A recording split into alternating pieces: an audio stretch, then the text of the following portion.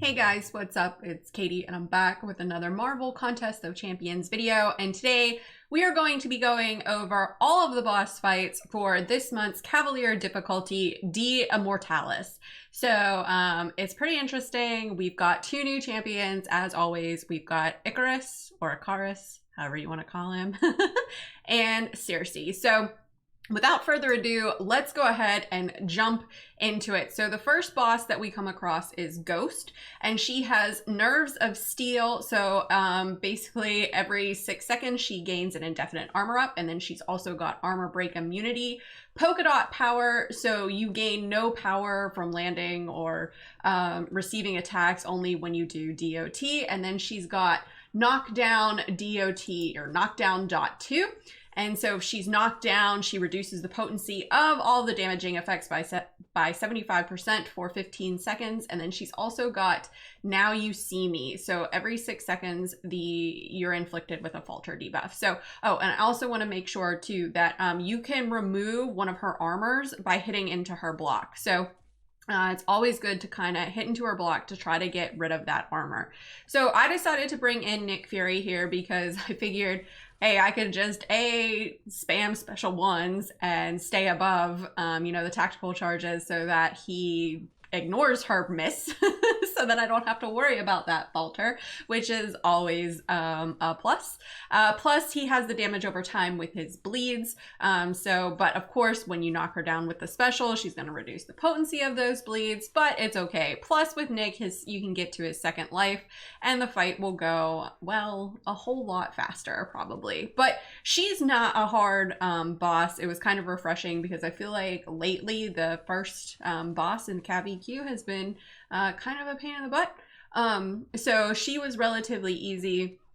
She was easy to bait specials from, especially once you get her backed into the corner. She really liked to throw those specials, which made punishing her specials very nice. So, but Nick is great for this. Anyone who really can handle the falter is who you'd want to use. Professor X would work well. Torch can work out okay, but the problem with Torch is when she phases, she's gonna phase those incinerates. So you're gonna want to be mindful of that. But anyone who can ignore the miss is always good. So Nick went to his second life, so now we've got the real Nick Fury, which is really where you want to be for this fight. So overall, she wasn't too hard of a boss.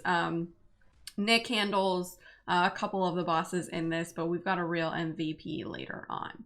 All right, so now we're moving on to the next boss, which is Dragon Man. And okay, I'm not going to even read the nodes right yet. I'm going to tell you why I brought in Torch. This is why it can be kind of dicey, why you would rather bring in someone to nullify his power gain, because this guy gains a lot of power very quickly. And even with Torch's Nova Flame active, he's gonna get you backed into the corner, and you don't want to be backed into the corner with Dragon Man. So you really want to bring someone in to handle this power gain. So I just kind of threw a Hail Mary here with Torch and was like, I'm gonna do what I can with Torch and we're just gonna see what happens. And of course it pushes Dragon Man to his special 3 and he instantly throws it. All right, so now let's talk about these nodes. So he has enhanced special 1, which isn't terrible. He also has the rich get richer. So the more buffs, the more unique buffs, the more power gained. Powerful, he's immune to all forms of power manipulation. He's got foresight, so if you intercept with a basic attack, you're going to gain a passive fury. And then he also has Bubble Shield. But Bubble Shield kind of works out in your favor here because he is going to be chain throwing special 1s very, very quickly. So I brought in Claire here because she can really kind of handle that power that power charge buff, which is really just a power gain buff, but that's neither here nor there. So, I figured I could just handle that and then I wouldn't have to worry too much. Even if I can't drain his power, I can still keep in the poison immune phase, right? The Curse of Plague. So that will still prevent him from gaining the buffs, right? And everything like that. So Claire really handles this one very well. You're definitely gonna want to bring in someone to either nullify or stagger that power charge, because without that, he's gonna go to a special 3 like that, and you're gonna be very, very, very deaded. Which you saw. Okay, so now we're moving on to the next boss, which is Silver Surfer. And I don't know, Silver Surfer is one of those champs I just don't like to fight, but that's neither here nor there. So Silver Surfer's got tenacity, armor, truly great. So truly great is each well-timed block during a special attack grants the attacker a true damage passive. For 10 seconds, each stack increases attack rating by 20.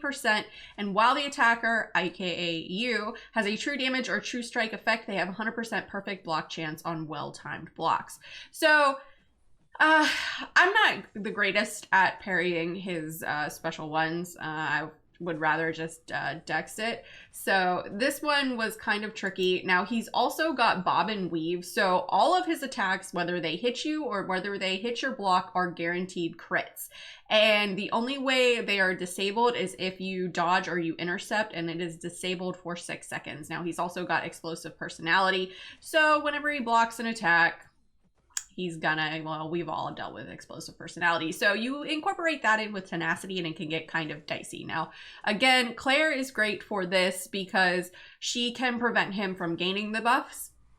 So she can kind of prevent that explosive personality from happening and everything like that. Plus she can heal up, which is kind of really important here because, which as you can see, it works out for me because I did take that special one to the face. I was trying to parry it and I just couldn't get it. What was I saying? Oh yeah, so because you're able to heal back from that block damage if you're not the best at intercepting. So of course having the armor breaks on and willpower is going to help you heal up a little bit as well.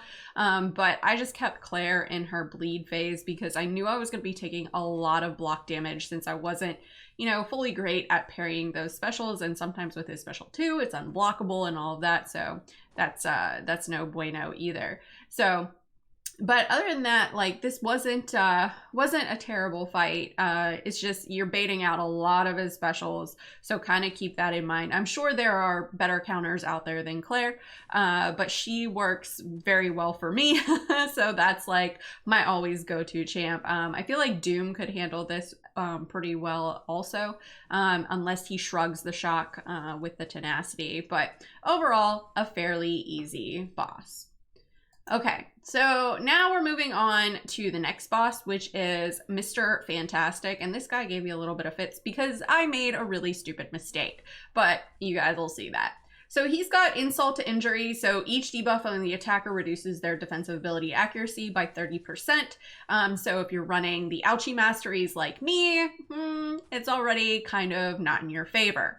He's also got power access 1, so he gains plus 60% combat power rate while below 1 bar of power, but suffers minus 60% combat power rate while above 1 bar of power.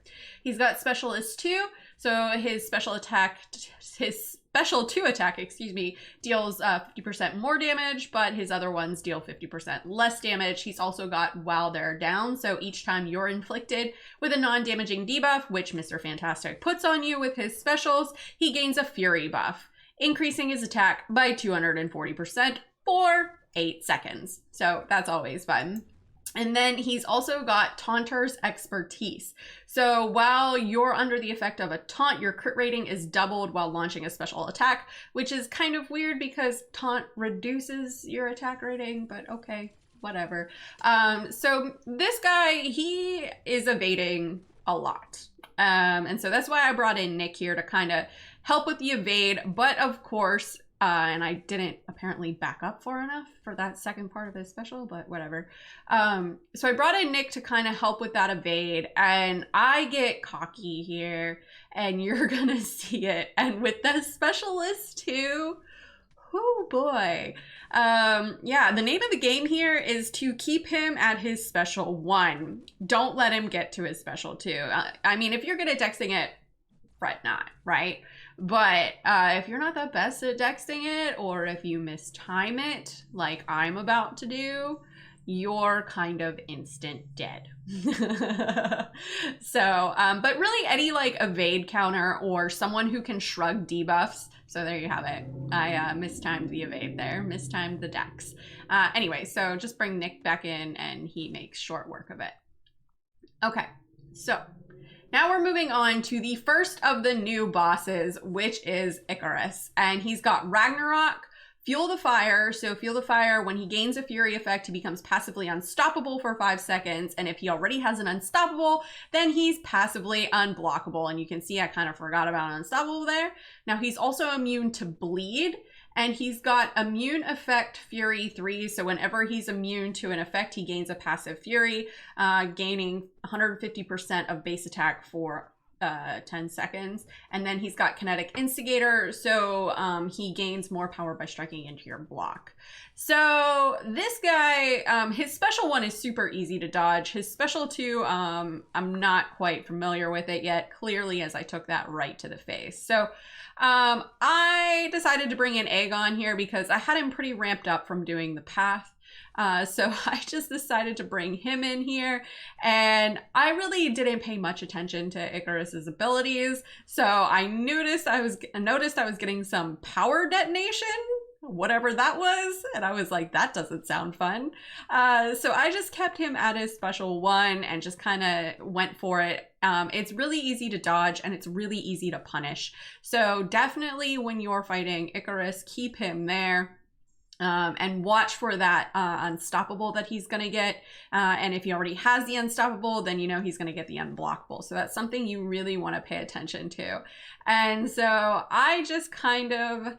You're about to see, I had had enough of this fight. He was kind of being a pain here. So I'm trying to bait out this special 1 here before I'm about to like full send. And I just full send with Aegon. I was like, you know what? YOLO! I was like, special 3, please let me do enough damage. And not special 3, like off the special 3, but including the stun. Because I was like, an 8-second stun is a long time. Can I do it? And I was like, oh, he's unstoppable. Oh, wait, but it's okay because he's still stunned. So I just went for it here. And it clearly worked out. So just pay attention to his unstoppable and his unblockable. All right, Cersei. This chick. She glances like everything. And first, let's talk about what she's got. So she's got long distance eternity. So she gains all kind of buffs. And basically, the farther you are away from her, the longer those buffs last. So you want to play her close. Then she's got power play 2. So whoever has the least amount of power is fate sealed. So you kind of want to keep yourself at more power than her so that she remains fate sealed. But that doesn't work for me. And I just apparently forget about that. She's got ionized armor 2, kinetic transference, and rise to power. So whenever she's knocked down, a timer starts, and whenever you land a hit or strikes into the block, she gains 30% of a bar of power. So I tried to bring in Claire here because I was like, you know what, I'll just nullify these buffs and prevent these buffs. And this chick glances everything. Like, I thought Ant-Man was annoying. This chick's glancing is really infuriating. So she gives me quite the struggle, and her specials are really flashy, and I don't know what it is about them yet. I mean, obviously I'm still not adjusted to them yet, but I just cannot figure out her special timing yet. Off of her special 1 or her special 2. Her special 1 is like really flashy for me. And so it's really kind of difficult. And then we're going to get to see her special 3 here because, yeah, I kind of mess up quite a bit. I don't know if it's this fight. I edited a couple fights out because otherwise this video would be long. She went through my whole roster. No revives, just, you know, pain in the butt. But yeah, her glancing is what's going to get you. So there's the unblockable. And so there I got hit by the lava beam and she just like teleported through. So Omega comes in and cleans her up. Easy peasy. So this fight was rough. I was not a fan of the Cersei fight. That glancing is a bit rough. But anyways, guys, that is it for all of the boss fights for this month's Cavalier Difficulty Di Immortalis. Let me know in the comments below, who have you guys used for the new bosses? Which boss did you find harder? Did you think Ikarus was harder, or did you think Cersei was harder? Let me know in the comments below and let's discuss. As always, guys, thanks so much for watching and enjoy this quick word. from Kevin Smith. Hey man, it's me, Kevin Smith, and if you enjoyed the mediocre Mcoc video full of scrub gameplay, then show Katy some love by hitting like and subscribe, man. Katy don't ask for much. Katy did ask for this. Katy did. So, do like Katy did and bug people and get you to like and subscribe, man. She's doing that Mcoc beautifully. Not mediocre. Katy!